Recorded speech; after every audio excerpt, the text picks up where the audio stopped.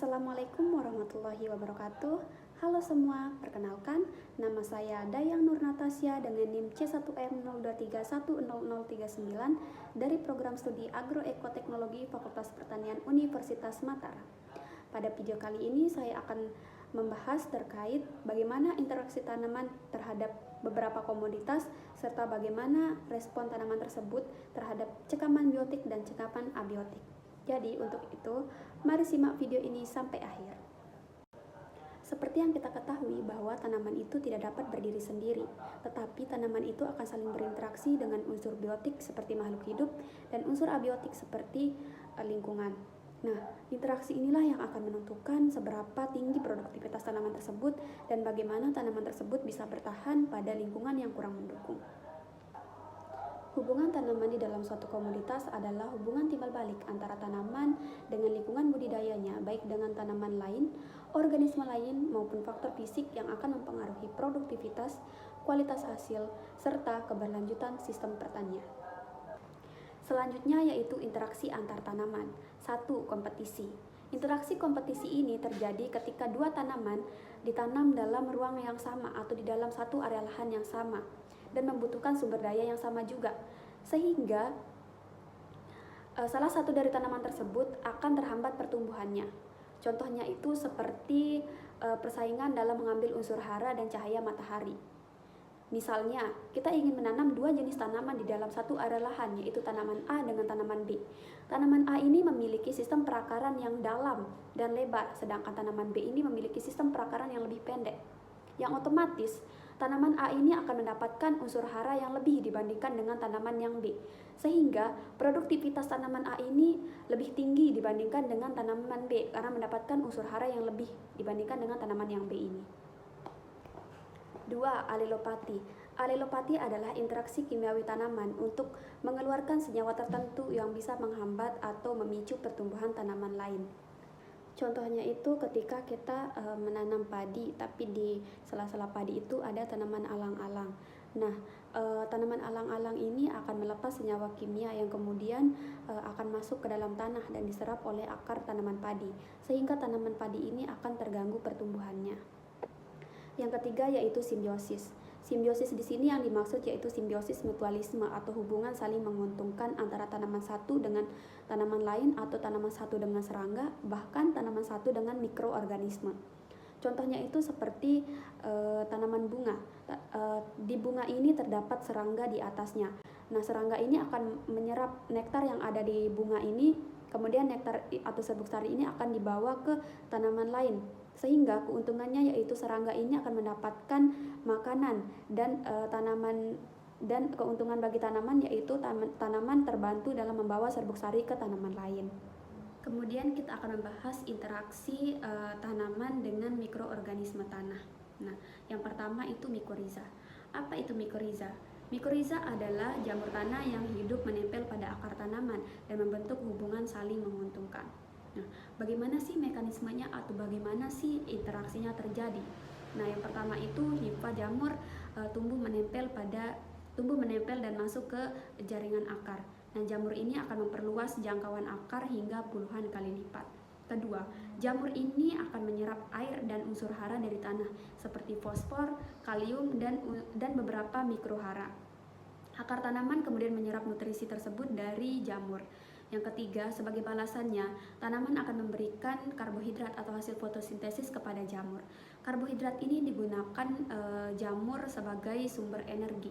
Nah, apa manfaatnya untuk tanaman? Yang pertama itu penyerapan hara dan air meningkat. Yang kedua, lebih tahan kekeringan. Yang ketiga, akar lebih kuat dan dapat mengurangi risiko tanaman terserang patogen akar. Yang kedua yaitu rhizobium. Rhizobium adalah bakteri tanah yang hidup di akar tanaman. Rhizobium ini sering hidup pada akar tanaman legum atau kacang-kacangan. Contohnya itu seperti kacang tanah, kedelai, turi, lam toro, dan lain sebagainya.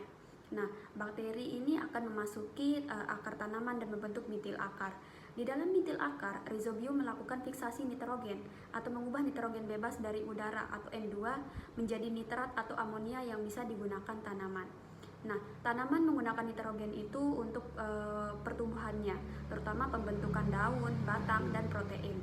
Nah, sebagai imbalannya, tanaman ini memberi tempat tinggal dan makanan seperti karbohidrat bagi bakteri. Nah, manfaatnya untuk tanaman yaitu tanaman tidak kekurangan nitrogen atau unsur hara lain, terus pertumbuhannya lebih hijau, cepat dan produktif, terus tidak terlalu tergantung pada pupuk kimia karena nitrogen sudah tersedia pada bintil akar tanaman tersebut.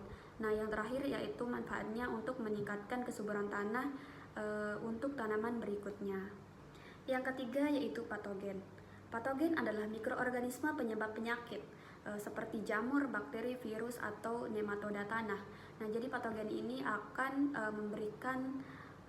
dapat merugikan bagi tanaman. Nah, bagaimana interaksinya terjadi? Yang pertama itu patogen masuk ke akar atau jaringan tanaman melalui luka atau celah alami yang terdapat pada tanaman tersebut. Setelah masuk, patogen berkembang biak dan merusak sel tanaman. Nah, patogen akan mengambil nutrisi dari tanaman sehingga tanaman akan kehilangan energi, terganggu transportasi air atau hara, dan dapat melemah dan akhirnya layu atau busuk. Contoh mekanisme serangannya itu seperti jamur fusarium. Nah, jamur fusarium ini dapat menghambat pertumbuhan xilem tanaman sehingga tanaman itu layu permanen. Kemudian contohnya itu ada ralsonia, yaitu dapat menyebabkan busuk bakteri pada akar, dan terakhir contohnya itu seperti Sclerotium rhodesi yang menyebabkan rebah semai dan busuk pangkal batang tanaman.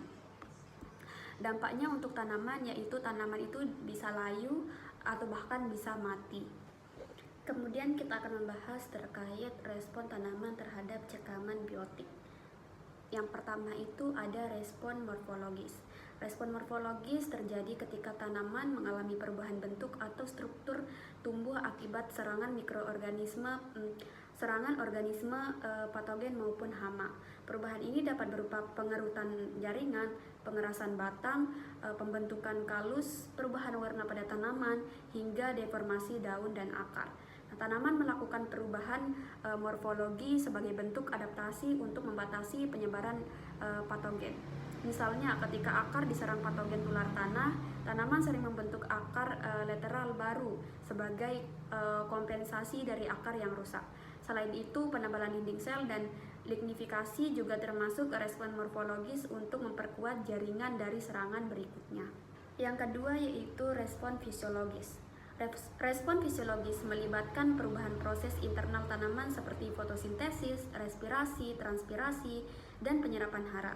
Saat mengalami cekaman biotik, tanaman sering menutup stomata untuk mengurangi kehilangan air, tetapi hal ini juga dapat membatasi penyerapan karbon dioksida sehingga menurunkan laju fotosintesis. Selain itu, tanaman mengubah alokasi energi. Sebagian energi dialihkan dari pertumbuhan ke mekanisme pertahanan. Misalnya produksi senyawa antimikroba. Perubahan fisiologis juga mencakup peningkatan aktivitas enzim, pertahanan, dan modifikasi metabolisme untuk menghambat perkembangan patogen. Yang ketiga yaitu biokimia. Pada tingkat biokimia, tanaman memproduksi berbagai senyawa pertahanan yang dikenal sebagai metabolit sekunder. Senyawa ini contohnya itu meliputi fitoalexi, fenol, lignin, alkaloid, terpenoid, serta enzim-enzim yang berfungsi memecah dinding sel patogen. Jadi ketika patogen masuk, tanaman mengenali keberadaan molekul asing dan merespon dengan mengaktifkan jalur biokimia tertentu seperti jalur fenilpropanoid atau jalur asam jasmonat. Produk dari jalur ini dapat memperkuat dinding sel, menghambat pertumbuhan patogen, atau dapat memicu reaksi hipersensitif berupa kematian sel teralokasi untuk mencegah penyebaran infeksi. 4. Genetik. Respon genetik merupakan dasar utama dari semua mekanisme pertahanan tanaman.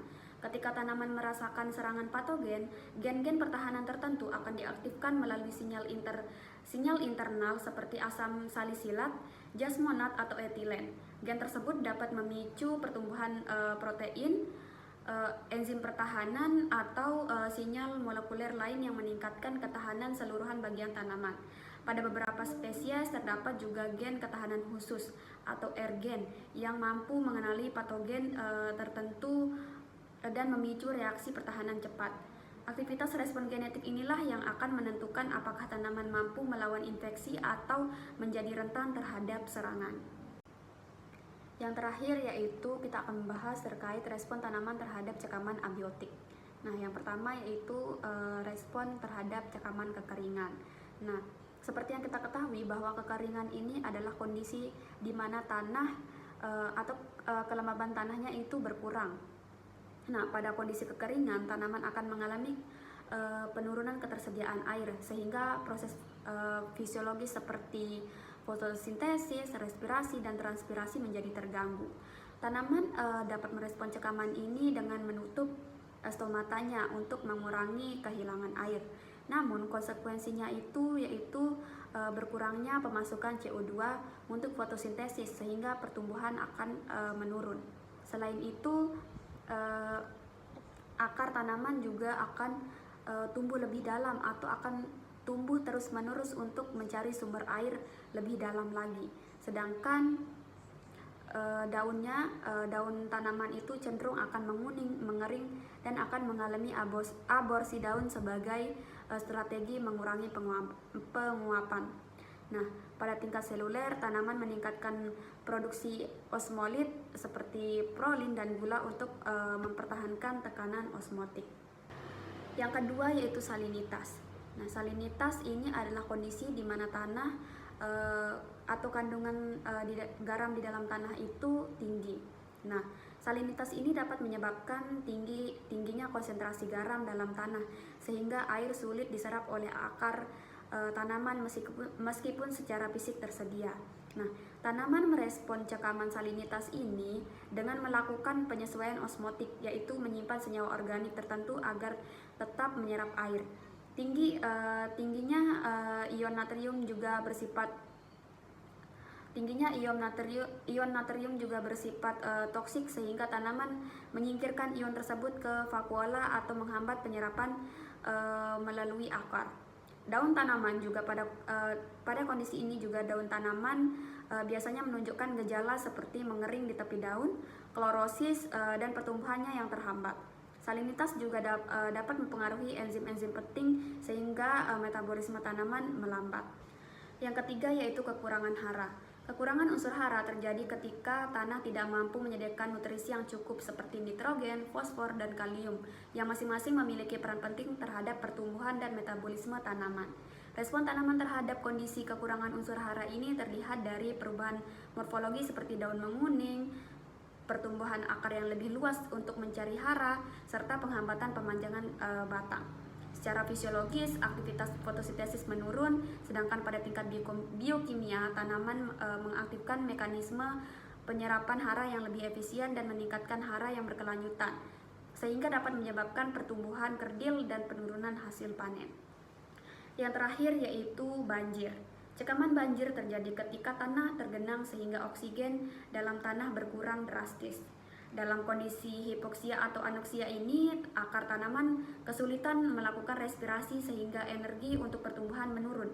Tanaman merespon kondisi banjir dengan membentuk akar adventif di bagian batang yang berada dekat dengan permukaan air sehingga membentuk airan kimia, yaitu jaringan berongga yang membantu mengalirkan oksigen ke akar. Daun dapat menunjukkan gejala seperti menguning, layu, dan pada beberapa jenis tanaman juga terjadi kerontokan daun.